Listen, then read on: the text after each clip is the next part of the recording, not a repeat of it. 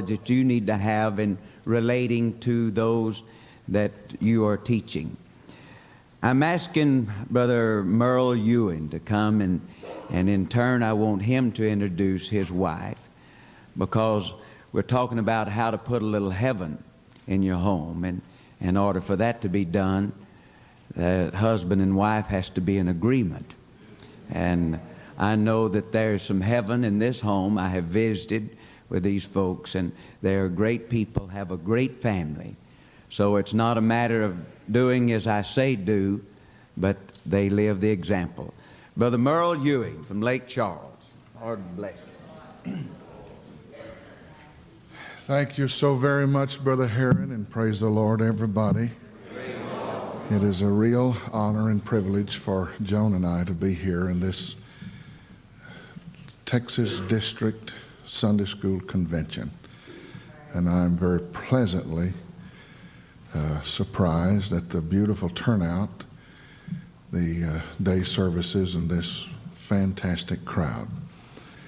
I will try my best to be as kind to Joan as she has been to me through the years. I will not infringe upon her time. I do want to hear her myself. But I would like to say that sometimes we as Pentecostals, because of the beautiful truth that we have, and I don't think anybody here today, if you're a true Pentecostal, you are of the opinion that we do have the truth. We do have the knowledge of what it takes to be saved. I believe that with all my heart.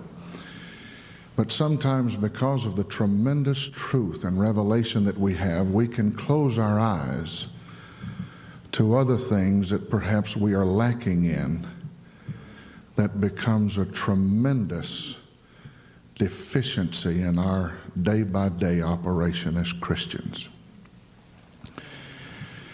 I was not quite so aware of this as I have been of late, the tremendous situation that is happening not only in the homes of the world, but in the homes of Pentecostals. And I think you are aware of what I'm speaking of. Joan and I have had such a tremendous relationship through the years until, it just, you don't really realize, you kind of take things for granted. And she and I were invited to speak at our Pastors and Wives seminar in Louisiana sometime last year. And we started studying. She'd study and I'd study, and then we'd study together and kind of compare notes. And by the way, I haven't studied with her about this. I didn't even know what her subject was. But we compared notes and all of this.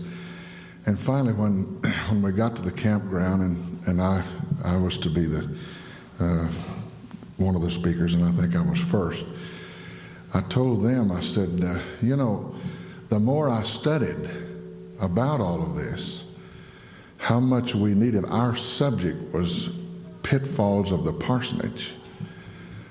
This was what our assigned subject was. And I said, I thought things were going well until I got to studying. And the more I studied, the more I found out. And in fact, I said, it reminds me of the old colored boy that was driving a truck for a certain company, and one day he was stopped for speeding, and the patrolman just carried him right straight to the jail. And they gave him a chance to make one telephone call, so he called his boss. And he said, Mr. Boss Man, he said, they put me in jail. And they told me I could make one telephone call, so I wanted to call you. He said, well, what were you doing? He said, well, I was speeding. He said, well, they can't put you in jail for speeding. He said, I know that. But he said, I'm now speaking to you from the jail. So I explained to them, I said, my subject today and my studies has made me feel like that old black man I said, I'm speaking to you about pitfalls of the parsonage, and the more I studied, I realized I'm now speaking to you from the pit.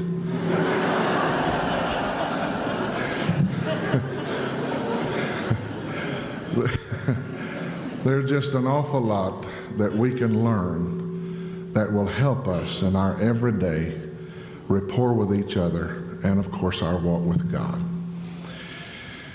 To have a little heaven in your home, somewhere around, somewhere, close by, you've got to have an angel. And so I give you today, there are many reasons to have a little heaven, but it's my privilege to present to you my angel from my home. Praise the Lord. My. I'm so wowed out with that, I probably can't even speak. You want to come say something else? That's all he knows. He don't want to get in trouble. How to put a little heaven in your home. I don't know why they gave me this subject, but I guess I just found out, didn't I? But I want to tell you how simple it is. First of all, you paint one shutter of your house green, and then you won't ever get lost when you go into the subdivision.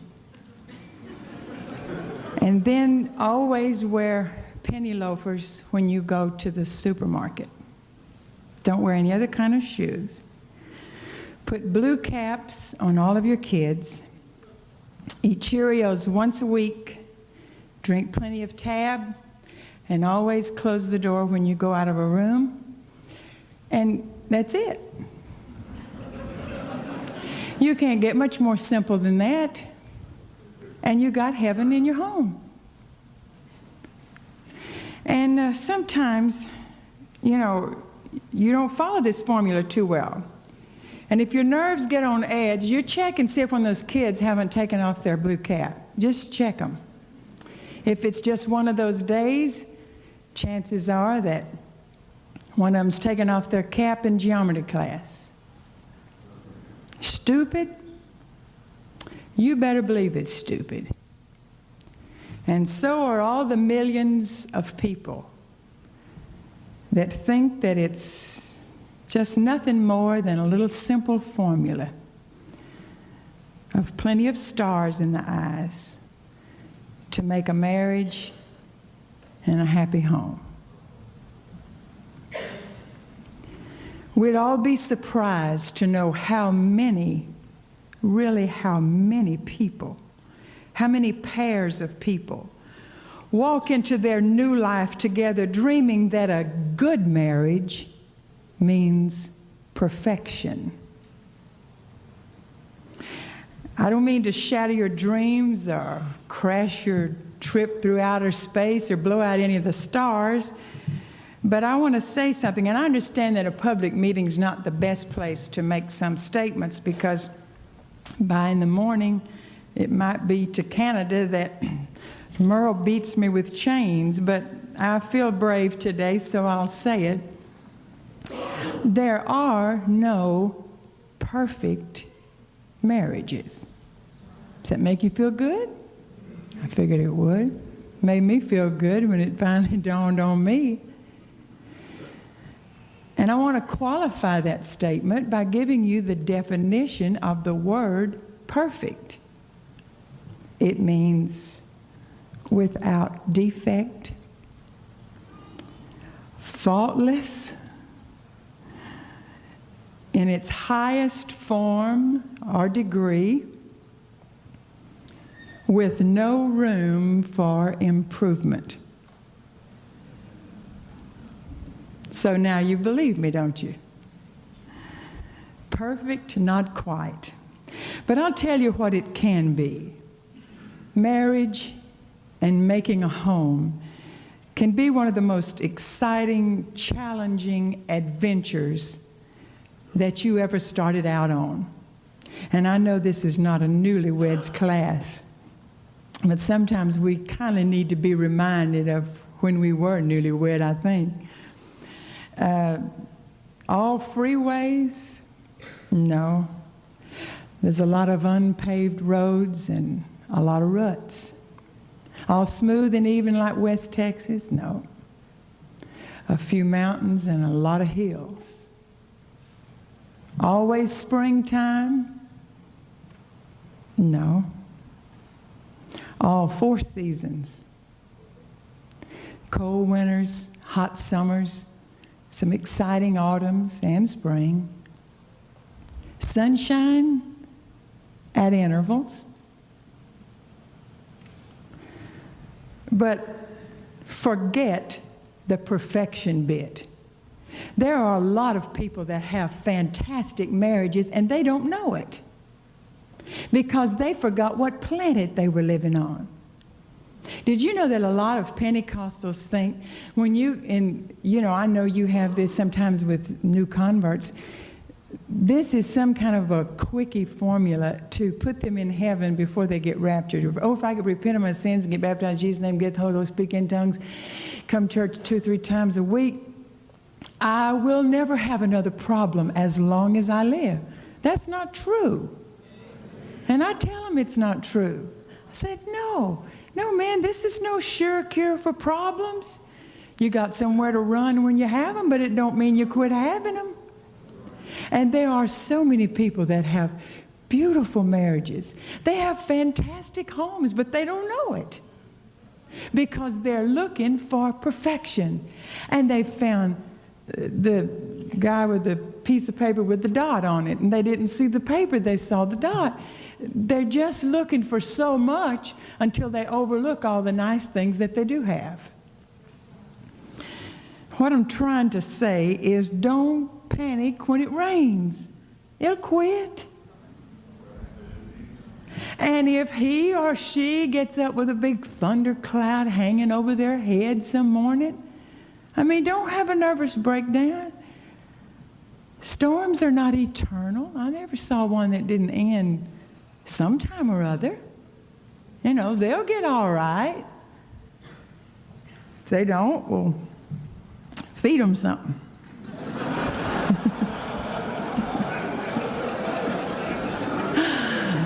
You knew that'd be my secret, didn't you?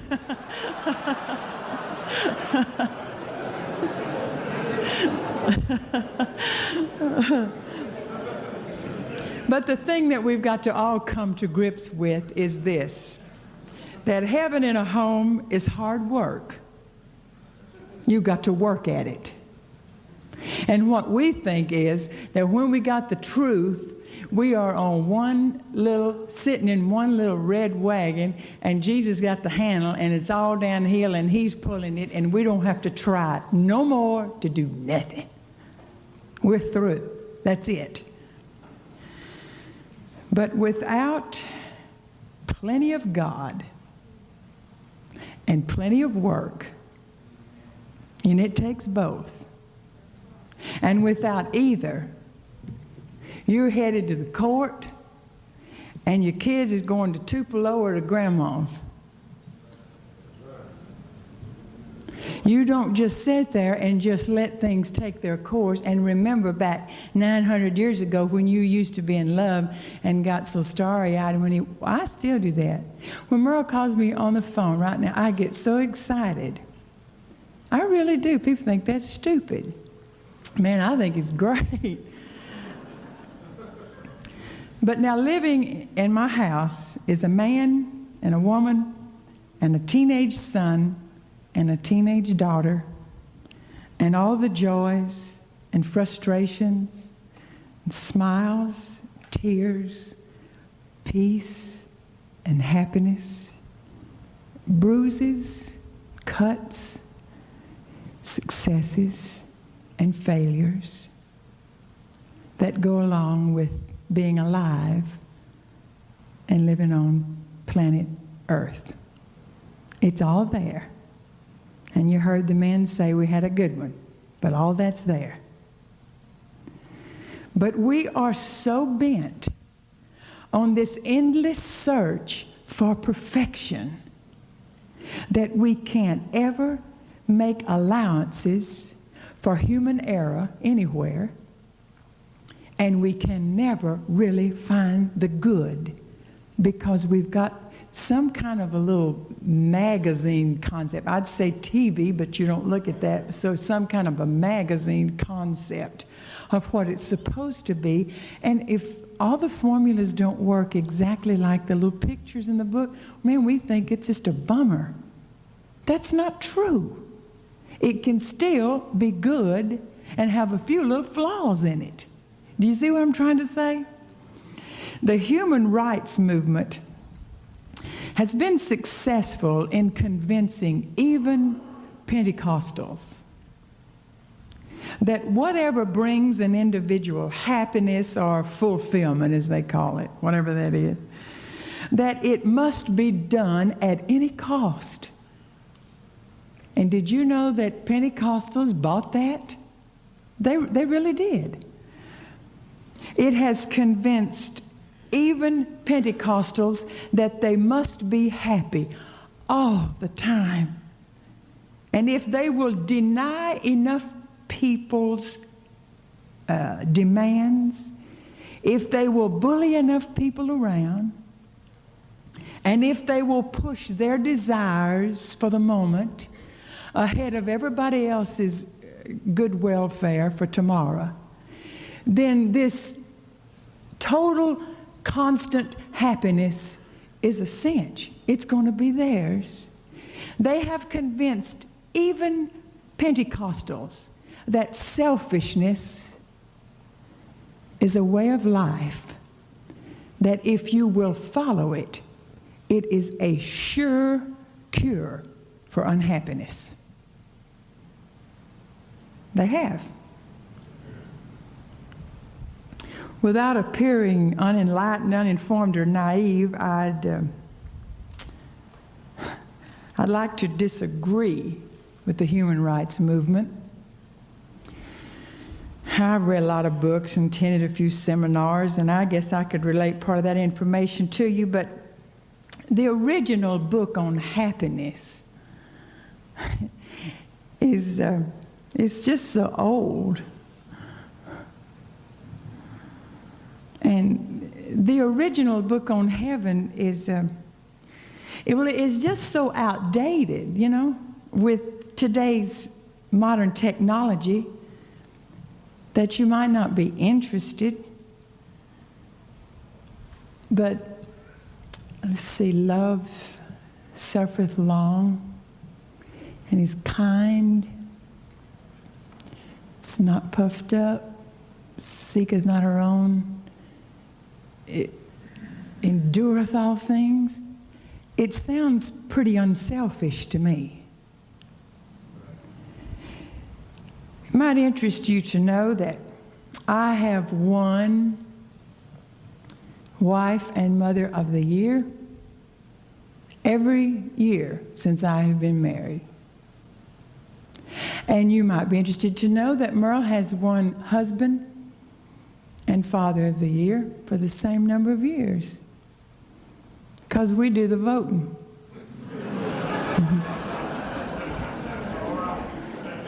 But we vote for each other, you understand. Sometimes the kids go to the polls, and sometimes they don't, and that's good. But you see, this is my way of saying you make each other what you want or you think them to be. Did you know that you really could do that? You make somebody what you think them to be. Criticism is probably one of the surest, deadliest killers that lives in American homes today, and I'm sorry to say even in Pentecostal homes. I get corrected, but I don't get criticized, and there is a difference. And you can look it up in the book. They were making a study one time, some scientists were making a study on some rats. This was pretty unique to me. And they had 3 sets of rats. They had a little maze that they had to go through, and at the end of the maze, they got I don't know, what do rats eat? Anything they can get. Cheese, yeah. So they told these scientists, they said, this group of rats is very low intelligence, way below par. This middle group is average. They really did this. It's this average group of rats. This group of rats over here are the very intelligent rats. It's the kind we grow and get away from you. And they convinced the scientists of that, or whoever's making the study. I don't guess it was a scientist, or surely they might have known better. And they said, we want to see how long it takes your group of rats to get through the maze to where the cheese is. Well, would you believe that this dumb rats over here, they never did get to the cheese. And these pretty average guys right here in the middle, they got there, but it took them a long time to get there. And these guys over here, these little Einstein rats, they just ran on in. And they concluded that it was those who were making the study of the rats. Anybody knows that rats don't have IQs?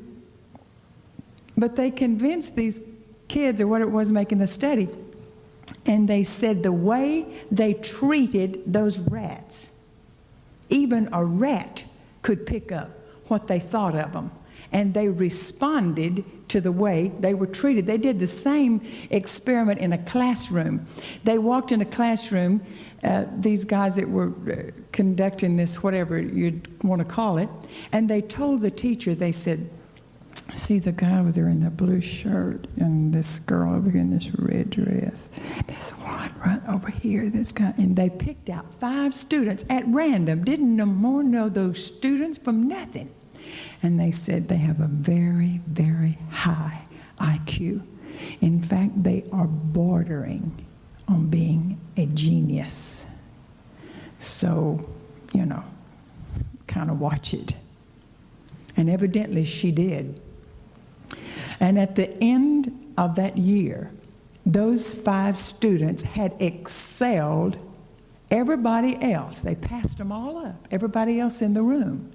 But they were not above anybody else, because the guys that told them that didn't even know who the kids were, had never met them, didn't know their name, didn't know where they were from, nothing, no address. They just picked them out to conduct an experiment. And the result came from the teacher's response to the child. She thought them to be whatever, and they just simply became what she thought they was. Well, that's what I did. That's how I got to be an angel.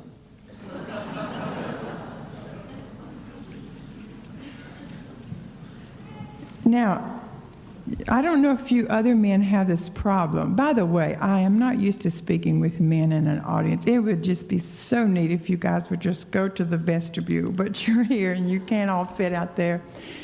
But I know you don't have this problem, but just to show you that my marriage is not totally perfect, but it's fantastic, I have this problem with my washing machine.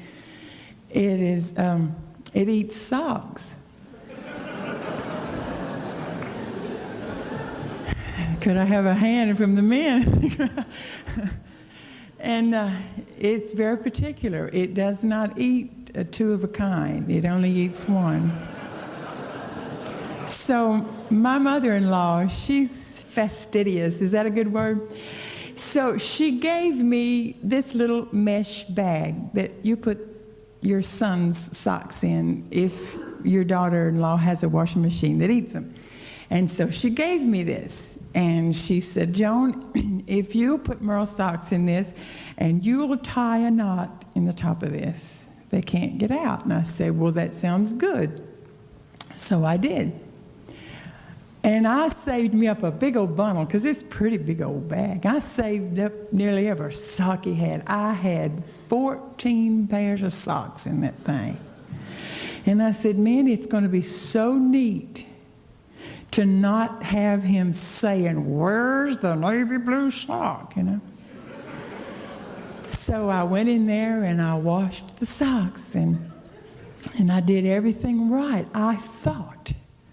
But somehow it came untied. And I don't know what happened, but I wound up with 13 and a half pairs of socks. Well, you think that gets him upset? Well, it does. Just like you get upset when you can't find the other sock. He doesn't like that. But he doesn't attack my character. Did you ever see people that if something went wrong, they made you feel like you just went out walking the streets and going in bars all the time? I'm not kidding you. Some fellas can actually do, if you make a mistake, they can make you feel like that you're just the scum of the earth. Well, he tells me that I wish you wouldn't lose my sock. Well, I wish so too, but I do. But he doesn't attack my character. Now, he doesn't like to take out the garbage. And that used to bug me so bad. Oh, I couldn't stand that. Because, you see, I read in a book one time that it was a man's job to take out the garbage. And that book just messed up my mind. Because I tried to make Merle fit the book, and he didn't fit nowhere. Man, he wasn't in the book. He was out of the list. So I said, well, there's no use me getting all upset about this. Honestly, let me see, what can he do? He preached, that don't help me. I mean, no, and I said, well, let's see. He can barbecue. That's pretty good, and that comes in handy when you have company. So I'll take out the garbage and you barbecue. Man, we got a good marriage. See? But I could have kept on majoring on that, and I did, for about 7 years. I mean, I don't want you to think I got over this overnight. It took me quite a while. But I finally got over it, And man, I hadn't got down in my back yet. I'm making it fine. We're just doing great. He's barbecuing, and I'm hauling the garbage off.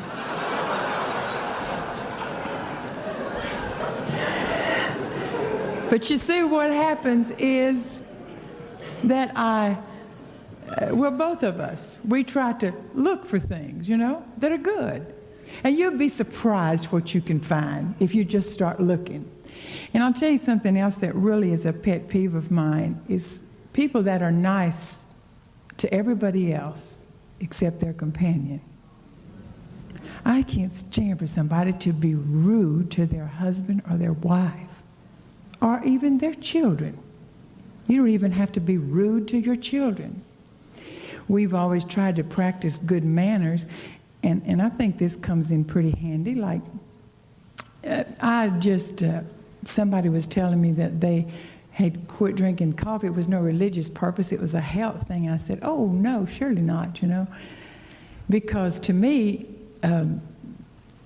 it's not the taste of the coffee. It's just the fun that I have taking it to him and all these nice things he says when I hand him a cup of coffee, He just makes it worth my while. Man, I haul it in there when he don't even want it. He takes one sip and sets it down. He don't even drink it. But it's so much fun to, thank you, darling. You say, well, after 21 years, he still goes to this much trouble? Well, that's no trouble to say thank you. That's just 2 syllables. It doesn't hurt to thank your kids. If they get you something, it's not a sin to say, well, thank you, darling. I appreciate that. Well, it takes care of the criticism and all the bad manners.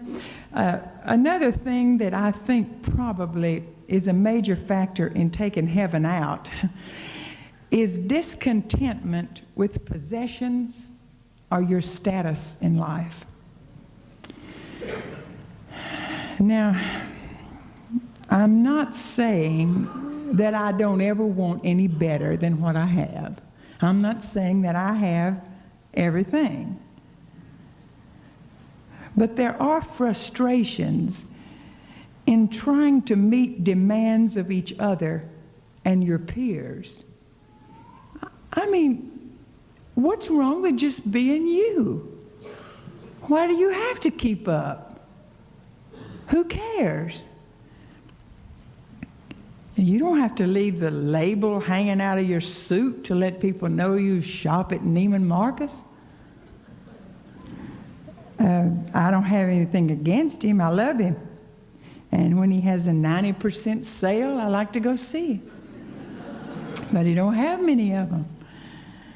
And do you think I care if you know that I shop at bargain stores? Well, I don't care.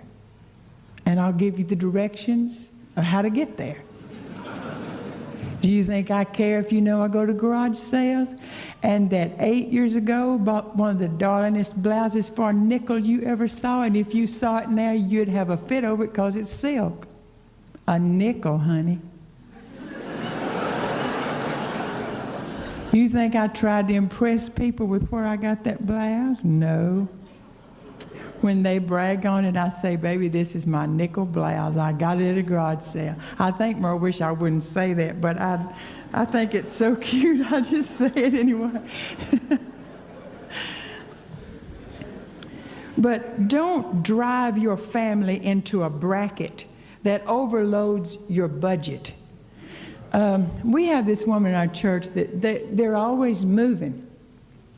And be kind of like the guy that come home from school and his mama was moved. Well, they're just about that bad. But what it is she, and I mean, she's the one. She just can't be content with anything she has. They were in this apartment. Then they bought this trailer. They were buying, it was going to be their own personal property. She got it in her head. She couldn't stand it in that trailer. She was crowded out, and it was gorgeous. It was 80 feet long and 14 feet wide, and had one of them big old tubs. It looks like a swimming pool or something. Man, it was nice. But she got this in her head, and she said it was driving her up a wall. So what she did, first thing she did, she drove him up a wall. Then she drove all the kids up the wall, and then they were all up here where she had the floor to herself. No, but really, she did. She drove them all crazy. She literally drove them crazy. So you know what they did? They just let it go back, didn't make no money off of it, and got a little old apartment that was so tiny. Remember, she's crowded. Got a little apartment so tiny they had to store half of their furniture. What she does is she keeps a spirit of discontent just rolling in that house all the time. The kids can't live for God. They have a hard time really keeping the victory because this spirit is contagious. And he feels like, well, I'm not ever really doing anything quite right. I'm not ever doing anything really well. And so now he has this inferiority complex that he can't do.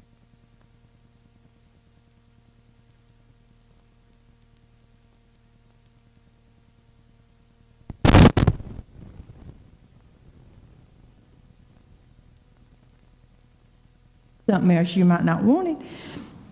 And you might be surprised to know how good everything is that you've really got when you just start looking for the good. That I think contentment is one of the sweetest things in a home that there is. I can't stand to go in a home where everybody nags everybody and everybody just, it's like a kennel of little old feisty dogs. They're all just snapping at each other. I just can't stand that. Now, time is not lying around in bundles under trees waiting to be had. You don't have time. You don't find time. You make time. And for all the things that really matter, you'll have to make time because it just won't be there. Make time to be together, all of you. And then just you and your companion. That's not a sin. That's all right. If y'all want to go somewhere and leave the kids sometime, don't feel guilty, because they'll get such a fine mom and dad come back home, they'll be glad you left. And you'll be in such a good mood. And did you know that kids are very sensitive? And they tell me that a child feels much more secure in being real sure that a mother and daddy love each other, even than knowing that they love them. Because as long as we're together, then my world it's going to be all right. And it just gives them a real secure feeling. Take time to make memories. It's work to make memories. It really is. It's easy to get in a rut and just kind of stay there, you know. But I guess if it were not for Brother Ewing, there'd be a lot of memories that we wouldn't have, because I get tired traveling, and he does too. But yet this Christmas, he planned the neatest Christmas for us this year. And you know what I wanted to do? I wanted to stay home in front of the fireplace. And he really did too. But he knew that there was something else that we would really remember more than that. So he just went ahead and planned it. He just totally ignored me. How do you like that? And I just grinned like I was really all for it. But see, he knew me well enough to know I really didn't want to go. But I did. And because he knew I'd have fun when I got there. And I mean, we had a blast. We had the nicest Christmas that we've ever had. And we made us a fantastic memory. Make you a memory, and make time to make it. Communication, I suppose, is probably one of the things that would be lacking more today in homes than anything else. But communication is work. Talking isn't always communicating. Anybody can rattle their mouth, but that doesn't mean that they're necessarily communicating. I suppose that we probably have our own way of communicating, and I guess you do too, but that's what's so special about getting a couple of cups of coffee and just sitting down in front of the fireplace and praying to God nobody calls you on the phone or knocks on the door with a problem, and just sit there and just talk things over. In the kids' bedroom at night, or sometimes they all pile in our room. And the other night I sat up with Landy till 3:30 in the morning just talking. And yeah, we had to get up early and we were tired. But he doesn't talk real easily, and I caught him in the mood, so I just forgot the clock. And I learned so many things about him that I really never even knew before. I learned a lot of secrets about him just 3 o'clock in the morning. I mean, we were just laughing. We weren't talking anything serious. We were just laughing and talking. But you have to make time to communicate, because if you don't, first thing you know, everybody that lives in your house is going and coming and commuting, and one's getting in a car going one way, and it's hi, bye, see you later. You gonna be here for supper? Nope. Once you get what? Nah, and first it just gets to a dot and a dash, you know, and then you have to have a Morse code because you don't even have time to grunt. But you have to make the time to communicate. Sincerity and honesty. You know, I can dress up in all kind of nice holy clothes and go out in public, give a rousing, moving testimony in church, you know, like pray for me that I won't stay like I am or something like that, and sing a little song, and I might fool everybody else. But there are some people that really know who I am, and that's people that live in my house. And they pick up insincerity quicker than anybody. And I can't stand a fake. And you can't either. So let's just not be one. But they really do. They pick that up. Like your attitude about your church. They know if you say the same things when you're talking to the pastor as you say when you're sitting around the supper table. They're not idiots. They can hear, and they speak English, and they know what you say. And they pick up quickly whether or not you are really resisting what that man has got to say, or whether you're really in there with him. They know the difference because they know if we are real and genuine or if we're just a fake. To me, that would be a quick way to just knock heaven plumb out of the ring, is to just live in a house with a bunch of hypocrites, just to put it in mild English. And of course, when all else fails, you can read directions. Don't leave all of the church that you have to the big building with the steeple and the sign out front. It's all right to have church in your house, you and your family. And God does make house calls, by the way. Some of the sweetest times that we've ever had was just holding hands, praying. You think that sounds old-fashioned? I guess it does. And it is, but I like it. Just reading the Bible. You know, we don't make any big, we don't have a prophecy conference or nothing like that, but I mean, you know, just little things. Really. Just let them know that God doesn't just live in the church. He lives in the house too. And respect for each other's privacy. There are times that all of us need to be by ourselves, to read, to think, to pray, to whatever, to get our wits together. Don't begrudge any member of your family their privacy. That's the time they get to know themselves.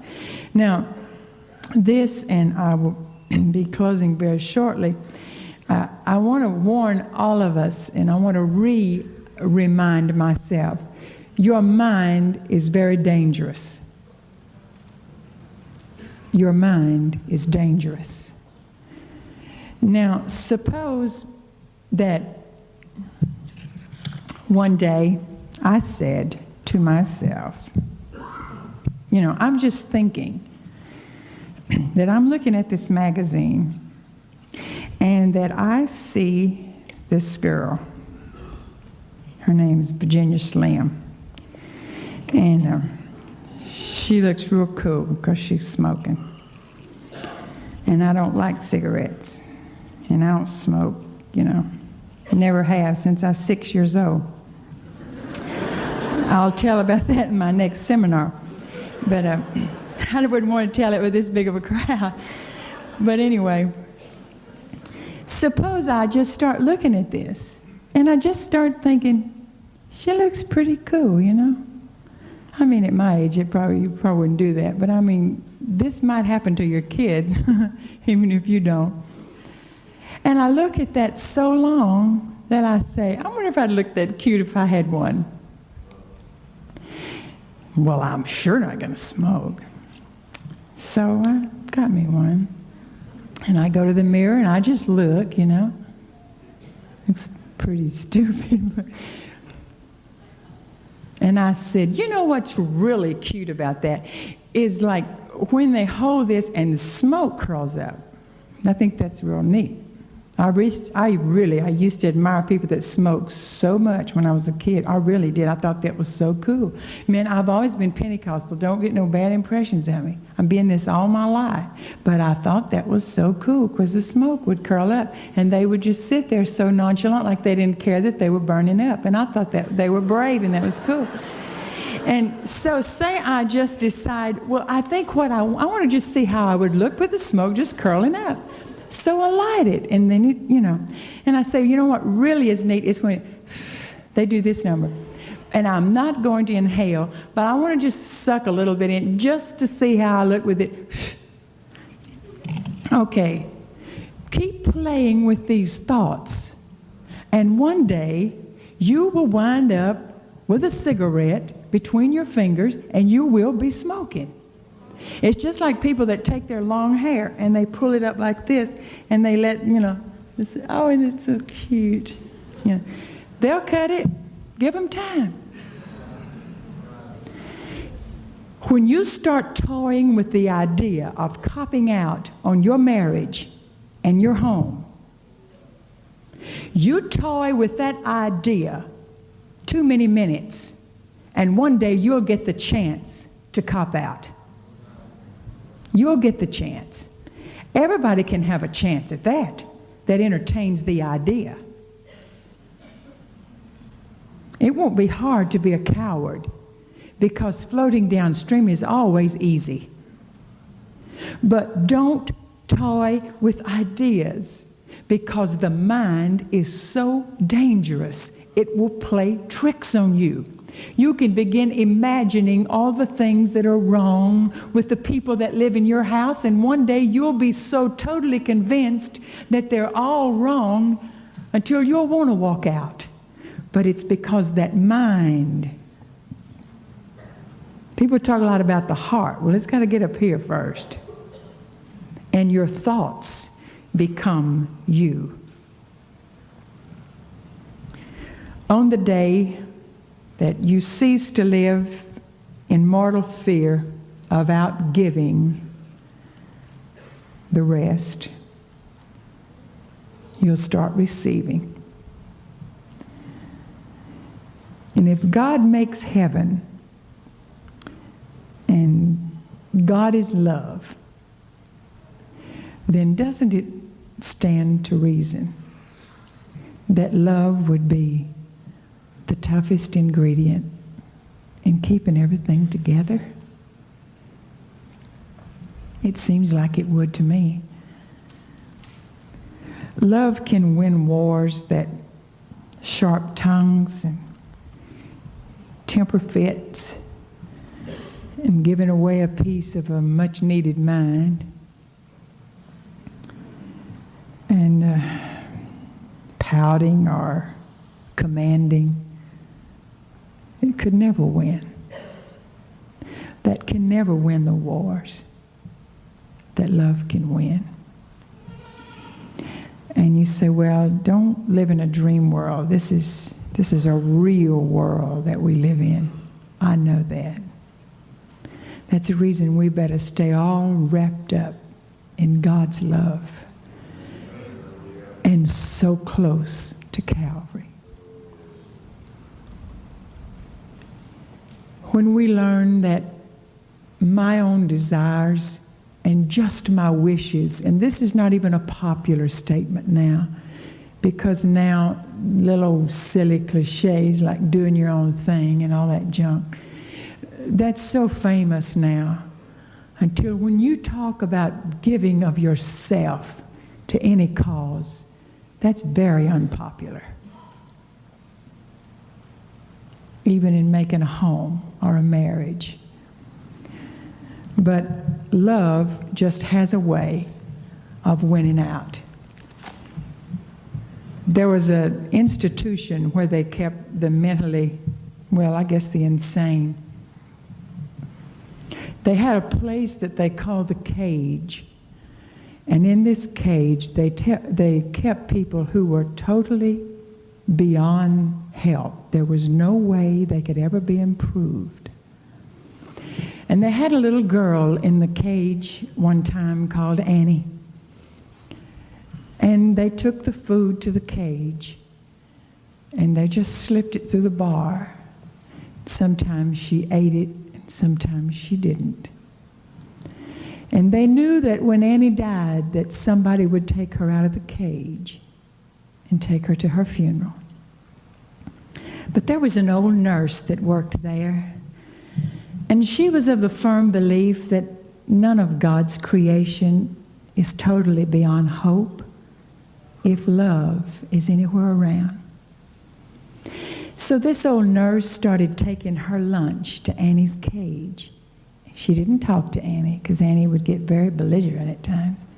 But she just sat down outside the cage and ate her lunch as though she was not afraid of Annie. And when she left, she would leave a brownie outside, all wrapped in cellophane. When she would come back, the brownie would be gone, but Annie would never say anything. This went on for a long enough period of time that one day Annie was moved out of the cage and she was moved upstairs. Her healing continued with love until one day she was released from this mental prison. And they asked her when they thought she was going home, and she said, "No, I don't really want to go home. She said, I want to make a more in-depth study. And I'd like to take the rest of my life now. Because somebody brought me back to life through love, I'd like to take the rest of my life and dedicate it to helping somebody else. And one day, the Queen of England was bestowing a very high honor on Helen Keller, the girl that was blind and deaf, but who became a public speaker, a writer, and you name it. And she asked Helen, she said, what would you really contribute? The fact that now you can do all of these things when at the beginning you were so hopeless. She said, well, my parents were very good to me. They were very kind to me. But to be very honest with you, I would have to say that all of the credit for what I am today would go to my nurse, Anne Sullivan. And it might be interesting to you as it was to me to know that Anne Sullivan was little Annie.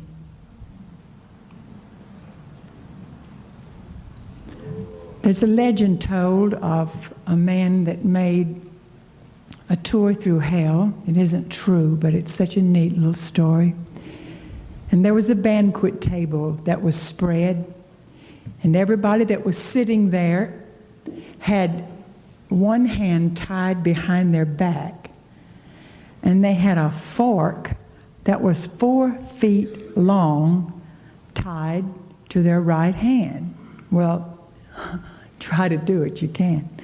And everybody sitting there was starving to death. They were so gaunt looking, they were just horrible looking.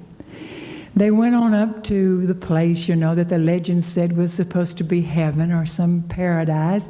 And the same table was spread, and they had the same thing. There was one hand tied behind their back, and in the other hand, there was a 4-foot fork tied. And they all looked so healthy. And they were all so happy. And they were all smiling, and everybody looked like, man, they were just on top shelf, you know, of everything. And the man said, what's the difference? And he said, watch how they eat. And this one put the food on the fork and fed the one across the table. And the one across the table fed the one across from him. And in giving to each other, they all became the winners. Please like, comment, and subscribe.